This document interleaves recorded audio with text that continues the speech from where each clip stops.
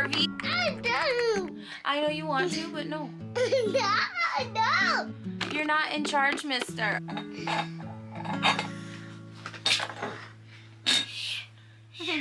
Oh, thank you. Thank you for filling my cup. We're gonna try here to film. And this is a big reason why I really haven't had a lot of Hobby. done a lot of vlogging lately.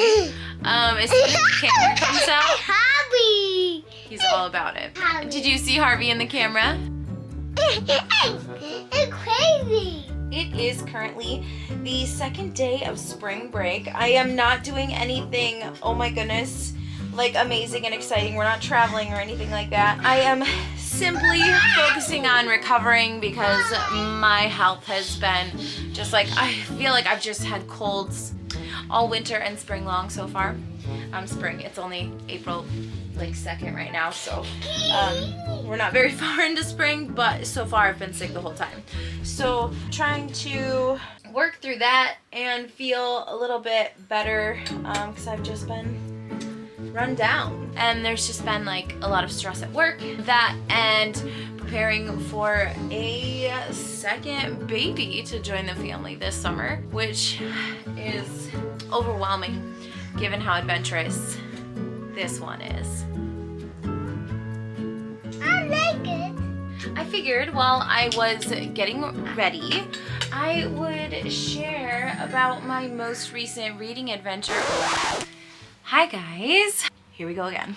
This spring break is really just about staying home and taking care of me and making me feel just a little bit better and a little bit more taken care of. Also, do you like my mug? I made it with my high school ceramics class. Last marking period, I got to teach high school ceramics for the first time, and it was so life-giving. I loved every minute of it. It was just like woke up a passion in me that I didn't know I had. Books. So I've already completed one of my reading goals for spring break, which I can't believe that I already did, because I thought this was going to take me ages. But I read It by Stephen King, and I am shocked at how much I enjoyed this book. Please, if you haven't read it, do check your trigger warnings. Just about like every trigger warning under the sun, I feel like, is in this book. Terrible graphic descriptions of animal cruelty, the death of an infant, really rough. There's just, you know what, there's just a lot. Look it up if you're concerned. A lot of the concerns that I thought I was going to have with it, I really didn't as much as I thought I would. I felt like everything that was included was done so really intentionally, and everything had a purpose. Like, I didn't feel like there was needless triggering content. I had seen one comment that had said like, oh, there was no need for them to describe the death of that child. It added nothing to the story. There was no point. But I felt like it did have a point because that character was a psychopath. But to just say those words are thrown around so much. I don't know what fully grasped the depravity of this character, and that scene and how horrible it was, like, really showed you what a monster that person was, giving into that side of themselves, and that not feeling any empathy, not feeling any guilt, and like truly believing that they are the only like real person in the world. So I didn't find it needless at all. I thought that it was like a really important depiction of that character. Yes, and I did complain early on saying, what's with all the nipple talk? I am loving this book because it is like written so in depth. Like, you feel like you're really there with the kids, and like these are your childhood friends. Like, you feel like you're on this journey with them, and I just think that that's really amazing. But I have a question about Stephen King's nipple obsession. It's like he finds every opportunity possible to mention nipples. I'm so baffled by it. I'm just like, was that necessary? Which I was feeling very strongly in the beginning. But upon finishing the book and further reflection, I don't want to spoil anything if you haven't read the book, if you haven't seen the film. It all ties in and makes sense. And the focus on anatomy all throughout the story, I actually think is really poignant and a really interesting device that he used, like the way that it is actually working. And it is a monster that can take many forms. Like the heavy focus on anatomy makes a lot of sense. And also these characters, these children are like 12 years old. So we as adults are like really weirded out by the fact that they're so focused on anatomy. But when you are 12 years old, that's kind of what's happening in your life. You're going through puberty. This is the vessel that you are living your life in, and yeah, you're exploring and figuring it out. I felt like it was, as uncomfortable as that makes us as adults, I felt like it was like appropriate in that sense. Obviously a touchy subject and disturbing content. I felt like it was done really well. This is a big old book. It's over 1,000 pages, and I felt like all of it was necessary. Oh, and I loved, like, as it jumps between them being children and them being adults, it really is, sometimes, like, I'd be reading a section where they are adults, and I'd have to stop and ask myself, wait, are they grown here, or are they still kids? Because coming back to Derry and facing this monster, like, pulled them right back into that childlike mindset that they were in the first time that this happened. I just thought that that was really good because, you know, when you experience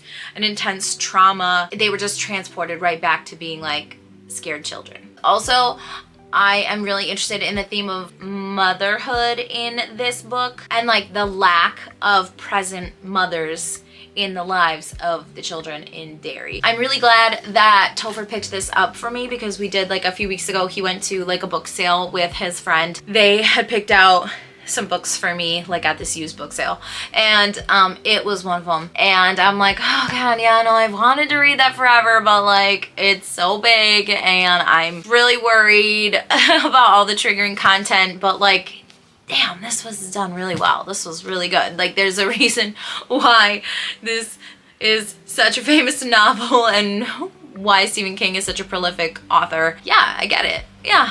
I also just did a quick reread of The Long Way to a Small Angry Planet by Becky Chambers. Like, the last time that I read it, I kind of feel like somewhere at like the halfway point, I just kind of like zoned out and didn't get all of it. Like reading it again, like, yeah, I did read the whole thing, but like, I don't know, for some reason it just like wasn't sticking that time. This is such a good, I'm so excited that there's 3 more books. I believe that the books follow like different characters though. So I don't think I'll be back with like this crew, but I did find this world really wonderful, and I just loved like how many different species and races there are and how they're able to like work together and like accept their differences and be good beings to one another when living in a world where humans are having a really hard time being good to one another. This was like what I needed. So I'm glad that I reread that as well. One book that I will be reading this spring break as one of my goals is This Is How We Lose the Time War. That is one that Topher's friend had given to him to give to me to read because we're both big readers, so Topher gets to be like the go-between. And so I'm definitely reading that one because the way he talked about it just sounded like he really loved it and that it was like one of his favorite books. And so I am very excited to read that one because it has been on my radar for a very long time and I just haven't gotten to it. So I am going to be reading that one. And then I pulled a stack of some springtime books that I have on my shelf. Well, I think they're springtime books. I mean, I don't really know, but I haven't read them.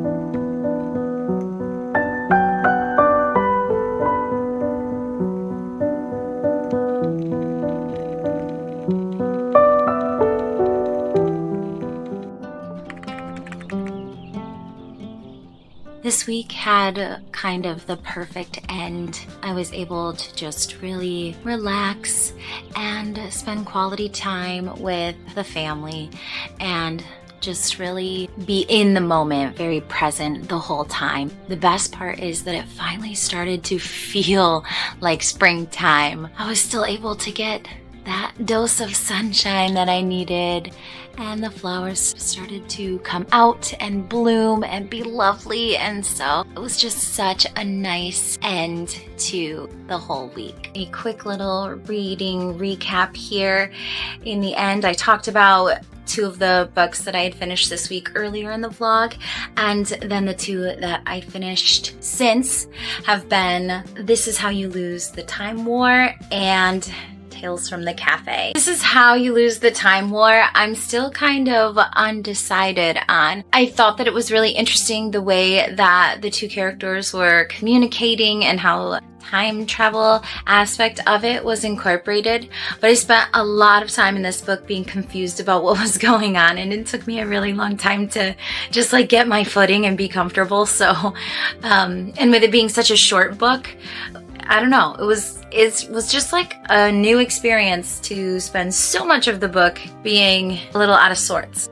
I don't know. I need to think on this one. Tales from the Cafe was absolutely lovely. I loved it just as much as I loved the first one.